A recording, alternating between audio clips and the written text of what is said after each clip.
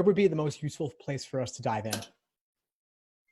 Maybe we could start with the logical reasoning questions first, if that's okay. That's just where I am in my studying at this stage. Yeah, sure. Go ahead. So shoot. So the first one is mostly in terms of timing, the different section. And I think what I'm really good at is getting the first 10 questions in 10 minutes down, but then seem to lose track of my pacing after that.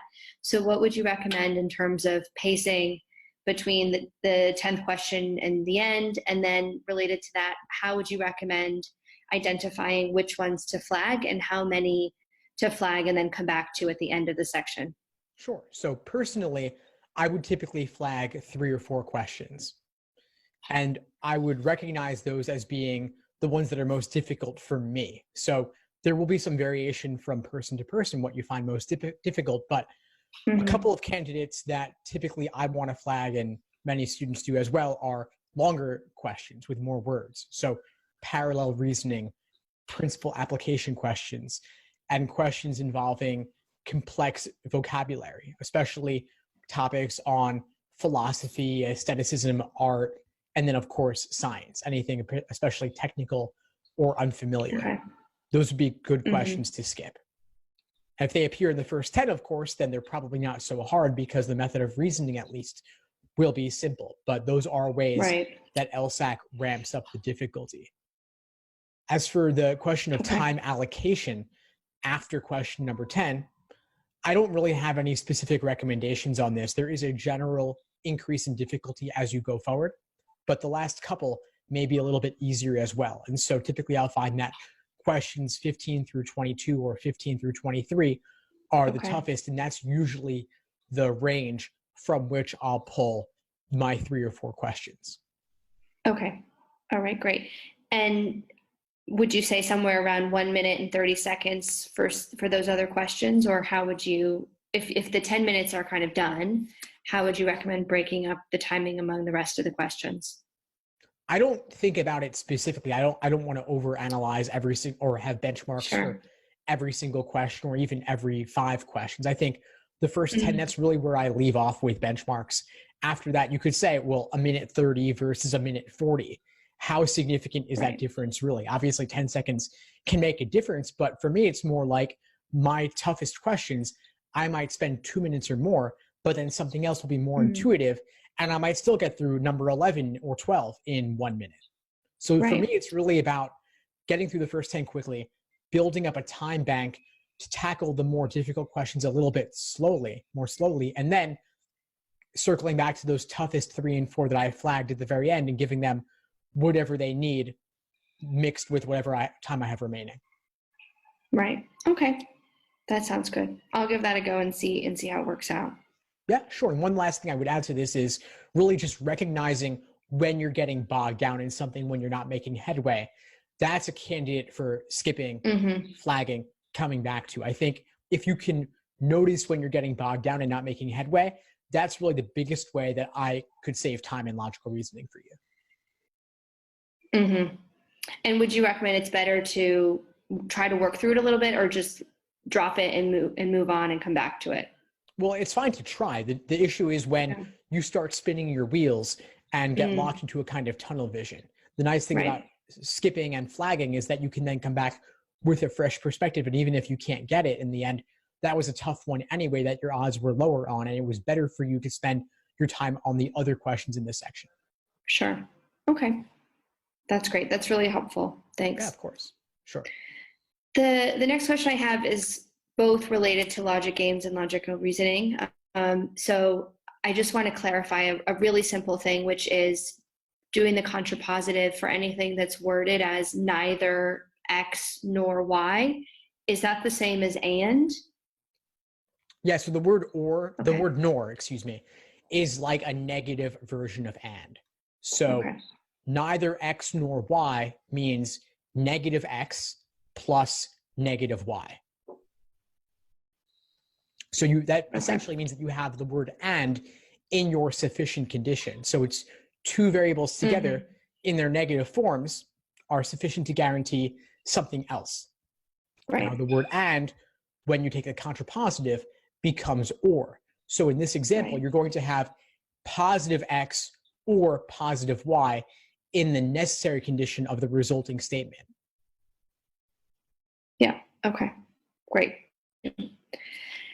And then somewhat related to that is a question around working through logic games and trying to decide when do I work through each of the answer choices one by one and try to plug them into a specific diagram, or do I go the route of trying to use process of elimination first? And which ones? I think one is much more time consuming than the other, but it's very difficult for me to tell based on the question type which of those options I should pursue. Yeah, and I think it's not really about the question type. So I understand where you're coming from. I think it's much more about the scenarios that you have available to you up to that point in the game. It's possible that if you're attempting this question later in the game, that you'll have enough valid scenarios, hypotheticals from previous drawings or from the initial orientation question, that you may be able to use those to help you apply process of elimination. So I would do that first. Right. And then once you've exhausted those, then you might have to plug in the 2 or 3 remaining answer choices. But the idea is that you minimize the number you have to plug in, because plugging in all 5, that's brute force. And that can get you there, but it's not the most efficient way to do things. Sure. Okay. Clearly, a lot of my questions end up focusing on timing, because I think that's an area where I really need to speed things up as best I can. Yeah, well, timing's a huge part of this exam, even aside from the accuracy question. So I think that just indicates to me that you're past the point at which accuracy is the primary concern. So that's a good thing. Well, I hope so. We'll see. On the timing note as well, what is your advice around working through, say, a necessary assumption question where I get to answer C and it seems very, very clear to me that this is 100% the answer? Is it worth going to answers D and E and still looking at them? And how can I use being quite certain of an answer to gain some time for some other questions that might take a lot more thinking around? Yeah, that's a tough question, because I think that my general advice would be to always go through all 5, just to be safe, just to be sure. They're very crafty at making tempting wrong answers. And so it's generally a good idea to go through all 5 on all sections. But an exception for me would be perhaps the first 10 in logical reasoning. If you're good at logical reasoning, which you are, you have a good foundation. Your first instinct is likely correct. It's good to go with your gut.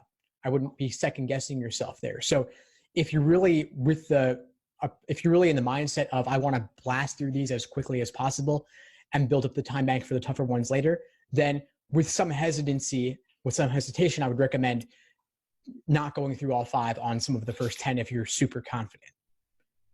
But if it's a tougher question, I would certainly go through all 5 choices. And as for how you can use your confidence on choice C, it's really just with the mindset of evaluating D and E just to check, just to be safe. That's really it. But also be open to the idea that maybe there was something off about C that you missed. And if D or E looks good as well, then that means you really need to revisit something. Right. Okay. All right. Great. And then another question I have is around the suggestion that you make in one of the videos about reading the question stem first for logical reasoning. And that's not something I've been doing for the several months I've been studying. You know, it would take some probably adaptation to how I'm currently doing things to give that a try. You know, a month and a half or less than a month and a half away from the LSAT. Is that something you'd recommend that I give it a go, or should I stick to what I'm doing? What is the advantage of doing that? And would I see some substantial improvements if I try to bring that into my studying approach this time? So if you're happy with where you're at right now, or close to where you want to be, I don't think you need to radically change anything. There are plenty of top scorers who read question stem first. There are plenty of top scorers who read stimulus first.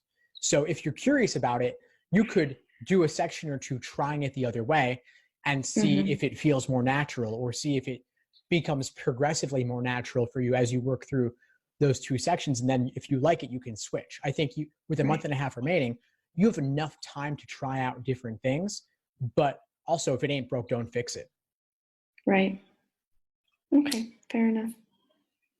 Great. And I think my last question is around the grouping games that are the least structured, and the least restricted in terms of the number of rules that are given. I seem to be good at doing combined logic games, linear ones, but when it comes to the lack of clarity around how many could be in a group versus not in a group, I often freeze up and get a bit nervous or don't really know who's in, who's out. And those seem to take the longest for me. And there are times when I'll do several of them in a row and I'm really finding my stride and it clicks. And then there are other times I'll get to a game and it's like I haven't seen something like this in several weeks, even though I know I have.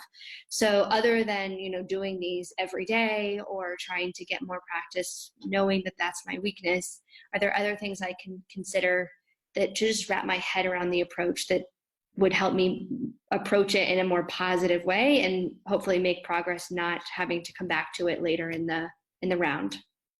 Sure. So my first answer is, in fact, practice. It is about exposure. It is about repetition. And so I do have to emphasize that will clear up a lot. If you do more and more games of those types, you will inevitably get better at them and better at seeing the patterns. The other thing I'll say, though, is that the LSAT as a whole is really a test of recognizing just how little we know, just how much uncertainty there is, even given a set of facts. And so lower scorers tend to be overconfident in assuming too much. The higher scorers tend to recognize just how little they can actually infer. So if this is really apparent with logical reasoning, but it does also apply to games where, given the rules, things are still really open-ended. Some games, of course, are a bit more regimented and there are only a few major possibilities, but grouping in out games with an undefined number of variables in or out, maybe you could have one, maybe you could have all seven if there are seven. And so just recognizing that it is very open-ended and there are too many possibilities to list, I think you just have to keep that in mind and just run with the rules that you're given. Okay. And those are usually the questions, just going back to one of the earlier questions I asked, those are usually the instances when I find myself having to plug in each answer choice one by one and trying to diagram it because I don't necessarily have the structure already in front of me, or I haven't listed those out already in my previous answer choices. So are these the grouping in-out games with long conditional chains? Yeah, exactly. So then if you're trying to solve those games without actually having the chains, it's going to be harder. I have the chains, and then it's usually an instance of it's either one of the variables that's not present in the chain, or it's one that's towards the end of the chain. So it not having the understanding of where the other variables that precede it fall into play throws me off a bit. Yeah, when you're starting with the end of the chain, there's much less you can infer. And so just recognizing that when you're at the end, much more is up in the air. Just becoming more comfortable with that. Yeah, okay. Okay, well, I think that's it from my side at this point. I'm sure I'll come up with a couple of other questions in the coming weeks. Great. Well, it was really great to connect with you, Rachel. What would you say is the biggest insight you got from our call today? I think it's accepting that I'm not going to have total clarity on all of the answers or all of the options available to me in the logic games, and that the biggest aspect of the LSAT is that a lot of it is unknown, and I just have to kind of embrace that if I want to succeed. Awesome. I'm glad I was able to help. Please keep in touch, and I'll hope to see you in class soon. Thanks for tuning into the show. Please subscribe if you haven't done so already to be notified of new episodes as I release them. And feel free to reach out if you need anything at all as you move forward with your prep. I'm happy to help however I can. In the meantime, I'll wish you all the best and take care.